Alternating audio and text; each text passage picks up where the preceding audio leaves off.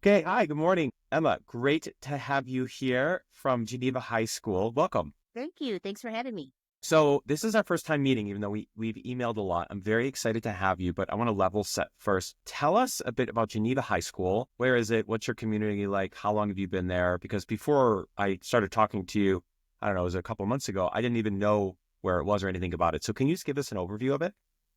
Sure. So Geneva is located about 30 miles west of Chicago, and we're obviously a suburb. There are three suburbs right in a row here that we tend to refer to as the Tri-Cities area. So we got St. Charles, Geneva, and Batavia. And Geneva has just one high school. So does Batavia. St. Charles has two high schools. And we all kind of, work together a lot. But the student population at Geneva is today, it's about 1,600 kids, just over. And we're a typical high school, so freshmen through seniors. And yeah, so that's kind of a broad overview of Geneva High School. And I've been here for 19 years. This is my 19th year. So Oh my I've gosh, been wow. teaching. Yeah, it's been a while.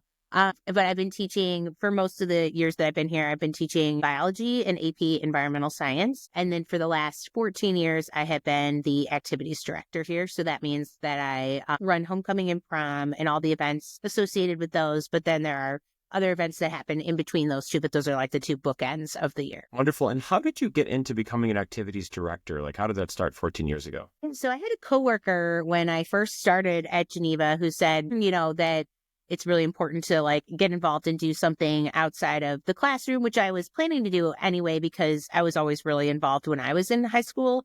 So it was important to me to help kids feel involved too. And the first thing that I got involved with was student councils. At first, I was a class sponsor. So how the structure works for me is that I'm the activities director, and then I have a student council sponsor who helps me oversee all of student council. And then I have for each class a sponsor as well. So freshmen have a class sponsor, sophomores, juniors, and seniors. And so when I first got involved with student council, I was a class sponsor, and I believe I was freshman class sponsor for a couple of years. And then the person who used to be the activities director before me, she took another job. And so at that time, myself and another class sponsor decided to take on the activities role together. And then when she left the school, I took it on my own as activities director. But like I said, I have other people that I work with who help me do a lot of the things that we do. So that's kind of what got me started in this whole crazy thing. Yeah, and you use the term student council. Now, I know for people who have been in schools a lot, it's like, oh, we know what student council is. I think that there are different variations of them at every school. What is it at Geneva? Like, what is the definition of student council? And can you please delineate the difference between a teacher sponsor versus a student who is a leader that runs student council? Sure. So at Geneva, at least, the student council is involved with lots of leadership opportunities around the school. So, for example, when we have incoming freshmen, eighth graders, visit the school and learn about Geneva High School, they might be some of the ones who are helping to lead those eighth graders and bring them around the school. We also coordinate with other schools in the area and have leadership conferences where they learn more about leadership. And then we have weekly meetings. I have a meeting every week with my exec board, which are like the highest leaders of student councils, student leaders. And so I have a meeting with them every Monday morning, excuse me. And then we kind of prepare for the meeting with the whole student council, which is on Tuesday morning. And then we talk about upcoming things and things like that as well. And so what they help me do is run all these big events. So we have homecoming. We have like 6 events during homecoming week that they help me run and organize. We have some things that happen during Halloween. We have some charity stuff that we do around Christmas time. We have a winter wonderland week coming up here in a few weeks. We have a week that we do in the spring as well. And we have prom and some associated events with prom, like senior breakfast and things like that. So they're involved with like decisions about each of those events, not all decisions, but like some of the decisions about those events. And they're involved with deciding how to get kids involved around the school. And they do a lot of work for me as far as like advertising goes, because I always feel like the advertising comes better from their fellow students than maybe from an adult. And as far as delineating between the student leaders and the sponsors, the like class sponsors. So our role as the adults in the business is just trying to like guide these kids. There's a lot of behind the scenes that I have to do that no kid could do, like setting up ticket sales and, talking to vendors and things like that. But what we're really trying to do is help them understand what all goes into planning events and leading. And so we try to give them a little bit of leeway and safe spaces to like take some chances. But then also there's some events that you don't really want to take too many chances with, like, for example, school pep rallies. You got to have those kind of like, organized in a certain way to make them run well. And so their job is to like help make all of these things run. And class sponsors' job and the student council sponsors' job is to give them the tools to make that happen. That's an incredible definition. And how many student council leaders are there versus members of student council roughly? Yeah, so roughly, I mean, it varies a little bit every year. There are typically, for each class, there's leaders in each class. And then there's also, like I mentioned, my exec board. So my exec board is usually 5 or 6 students. And then usually each class has class leaders, and there's typically 3 or 4 class leaders for each class. But student council is also open to everyone. So you don't have to be a class leader or exec board member to come to the meetings. And at a typical meeting, I would say we usually have about 30 kids there, 30 to 40. And I can't remember if you asked this, but the adults, so there's 4 class sponsors, there's my student council sponsor, and there's me. So there's 6 adults that are really involved with student council. And I haven't asked this to anyone before on the podcast, so I'm very excited to ask you this. What is the outcome you see from students after they get involved in this? So like someone comes in as a freshman, they don't really know what they're doing. They start at student council, and then by junior or senior year, planning a pep rally where there's 4,000 kids coming, or 2,000 kids, I should say, because maybe even 1,600, sorry, you have 1,600 students. What is the outcome? Like, why is it impactful for them? And is it? So it's definitely impactful. I think most kids would tell you, I'm going to think of an exact example of a student that I had all through all 4 years, and she was on exec board for her final 2 years. And when she first came to student council, sometimes you can tell right away with a kid that they're meant to be on like exec board, and this was that type of kid. So she had ideas. She had great ideas. She also had follow through, which is not always, they don't always come hand in hand.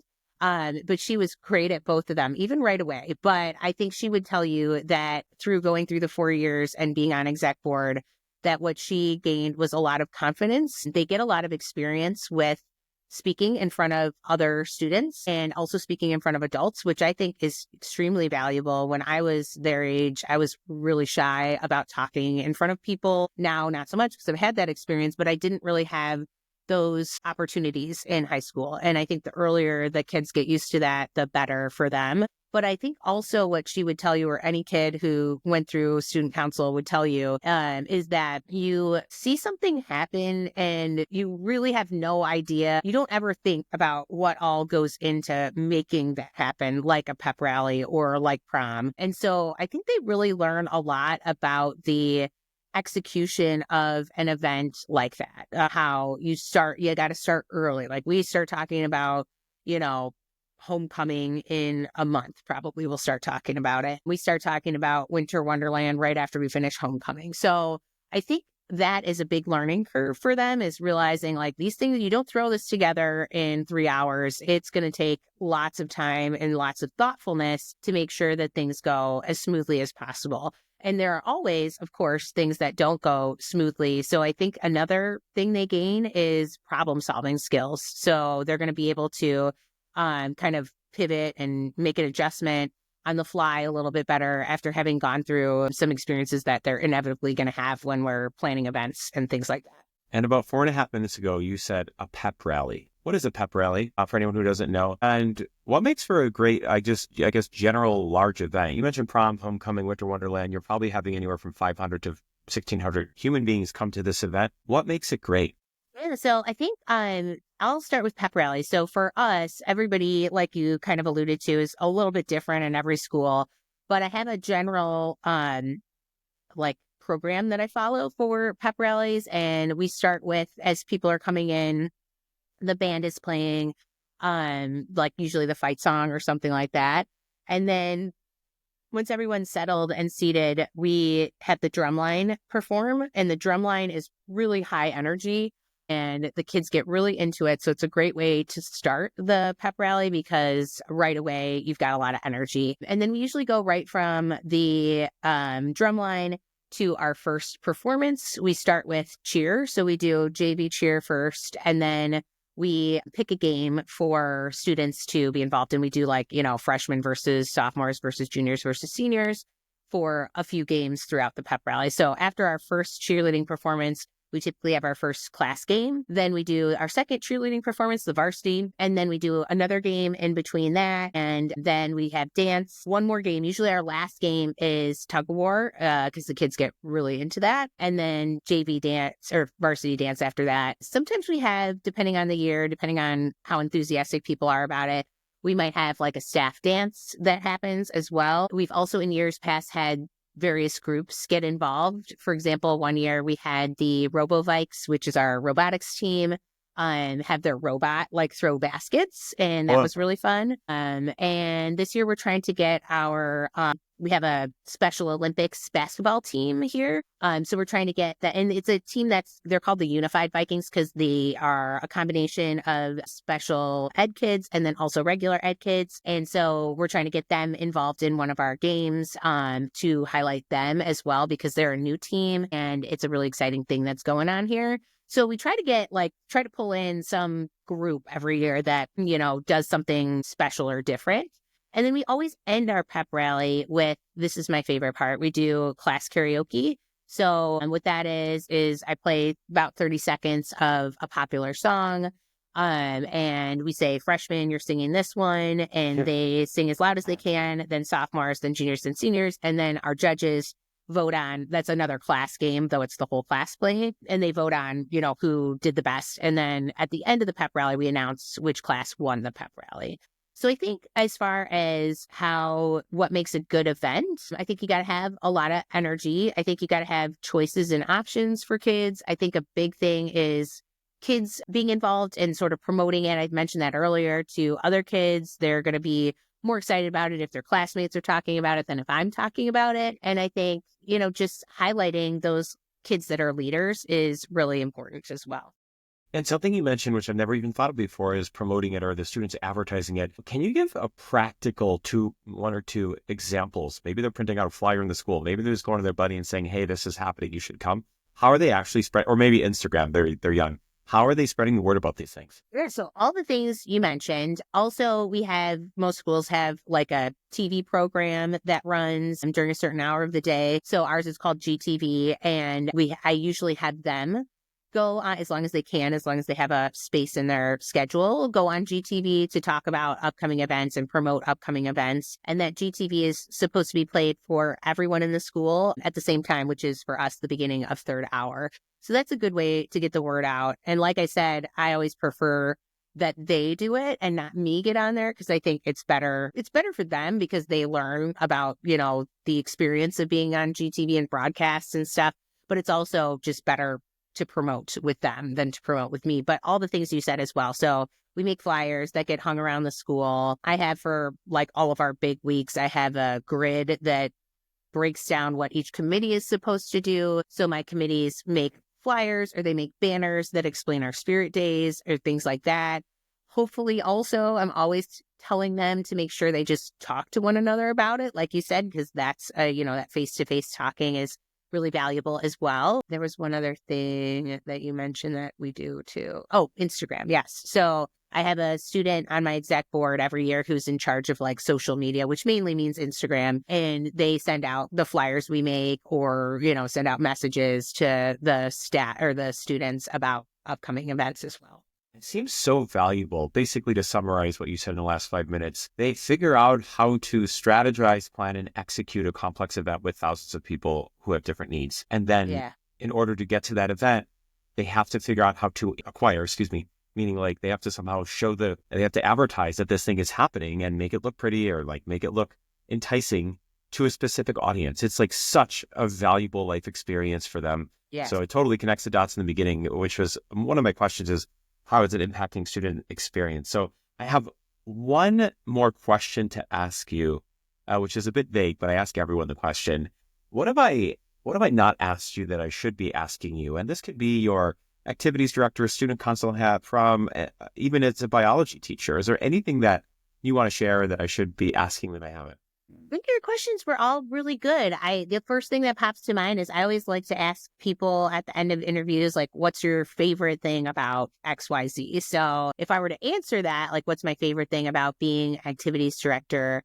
I think this is kind of like sick, I guess, but I think it's kind of like the chaos of, how it seems like things aren't coming together and then all of a sudden they come together, I think it's probably just who I am to think it's not coming together when really like we're doing all the work. It's going to come together, but I'm always like stressed about it. Like, oh my gosh, is it going to come together? Is it going to be okay? And then it always does. It's so funny you said that because in our previous episode, we interviewed Mandy Johnson, who is a operations manager at Stevenson High School. And she said in different words the same thing, which is, I love the chaos. And she just Yeah. somehow makes the chaos not. So it's so funny that you both said that same thing. If people want to get in contact with you, Emma, is there an email, social media, any way for them to reach out to you? Sure, they can email me on my personal email, which is ecoleogy @gmail.com. So like ecology, but an extra E. Got it. Okay, great. Emma Cole from Geneva High School in Illinois. Thank you so much and have a great day. Sure. Thanks. You too.